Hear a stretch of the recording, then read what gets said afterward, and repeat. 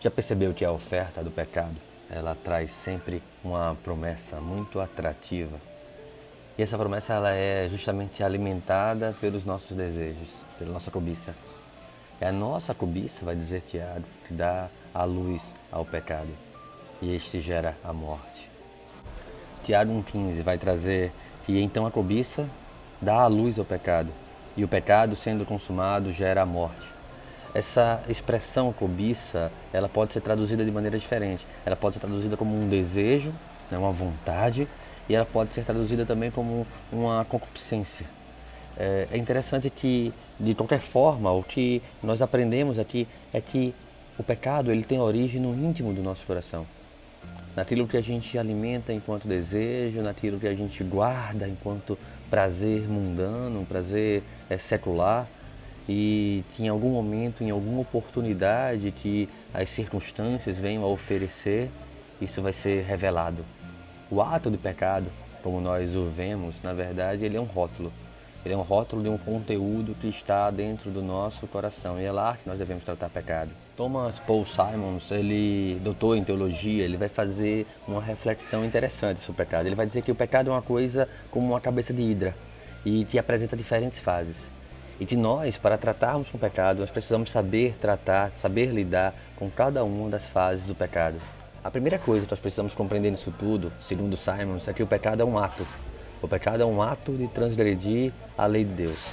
Em João, 1 João, capítulo 3, verso 4, vai dizer que o pecado é transgredir, o pecado é desviar-se da lei de Deus. Mas ao mesmo tempo que o pecado é um ato manifesto, ele é um ato manifesto de um estado de pecado.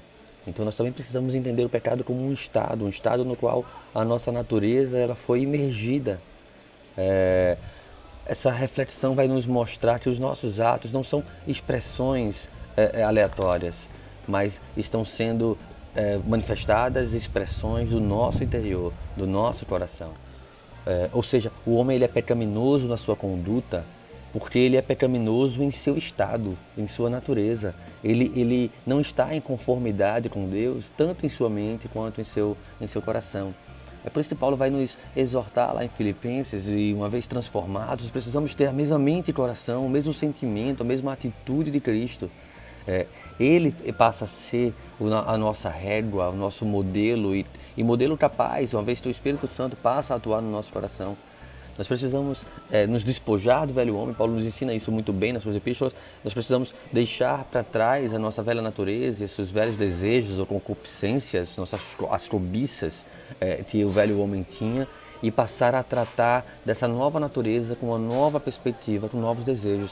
Mas isso é uma mudança de mente. Se eu continuo alimentando a minha cabeça, se eu continuo alimentando os meus olhos com as velhas coisas, eu vou continuar guardando no coração aquilo que em algum momento vai dar a luz ao ato de pecado, porque a minha natureza ela continua uma natureza que tende para o mal e exerce uma força, uma luta contra o Espírito Santo no meu coração. Eu preciso alimentar as coisas espirituais, eu preciso plantar as minhas atitudes, os meus pensamentos no Espírito, como Paulo vai dizer aos Gálatas no capítulo 6. Há dois terrenos, a carne e o Espírito. Tem planta no Espírito que colhe vida eterna, tem planta na carne que colherá destruição. Como princípio, o pecado é uma rebelião contra Deus.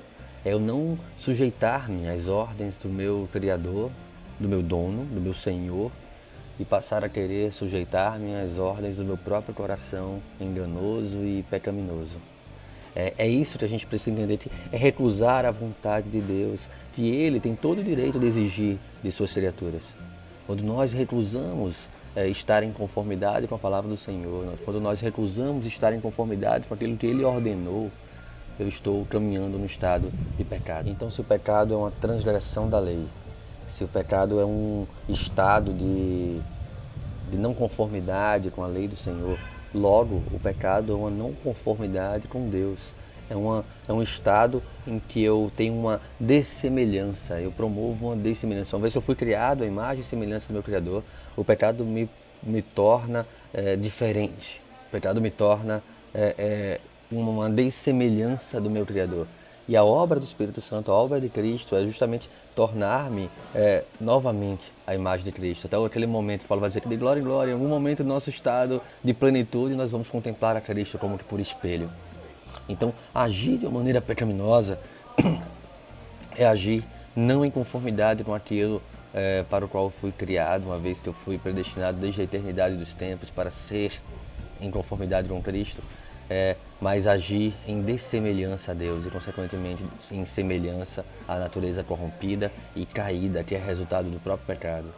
Eu posso aplicar isso na minha vida a partir de uma ilustração que o Simons traz sobre o efeito do pecado ou o conceito de pecado no coração do homem. Ele vai dizer que o pecado é como uma árvore que dá seus próprios frutos.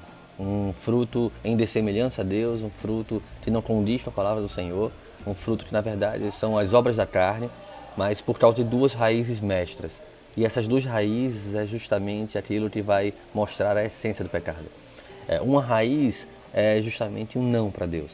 Eu digo não à vontade do Senhor, eu digo não às Escrituras, eu digo não a uma disciplina ordinária de relacionamento com Deus, de busca pela palavra do Senhor, de oração. E eu digo sim ao eu, à minha própria vontade, aos meus próprios prazeres. E essa é a segunda raiz, é o sim ao eu. Então, quando essas duas raízes estão arraigadas no nosso coração, estão firmadas no nosso coração, o não para com Deus e o sim para o eu vou viver em um constante estado de pecado, voltando constantemente às mesmas velhas obras. Como já disse certa vez o pregador, ou a oração afastará de vez o pecado, ou o pecado afastará de vez a minha oração. Nós precisamos ter consciência de que, uma vez pecando, nós precisamos de arrependimento e nós precisamos de transformação. E uma coisa está diretamente ligada à outra, porque o arrependimento genuíno não é um arrependimento superficial, não é um arrependimento em função simplesmente de meu pecado ter sido exposto ou não ter sido exposto, mas o arrependimento genuíno, um arrependimento que se constrange porque o meu pecado é uma ofensa para com meu Deus. E sendo ofensa para com meu Deus, isso deve me humilhar, isso deve me quebrantar. Ao mesmo tempo que isso precisa me mover a uma transformação, a não desejar mais o pecado, a enterrar o pecado tão fundo que eu não possa nem mesmo cavar naquele lugar. Eu preciso compreender que um pecado, uma vez arrependido, ele não deve retornar, não deve encontrar mais lugar no meu coração. Precisamos ser árvores que produzem frutos, ou como já disse Moody, quem não se torna uma árvore que produz fruto, se torna um galho para a fornalha. Que Deus tenha misericórdia de nós.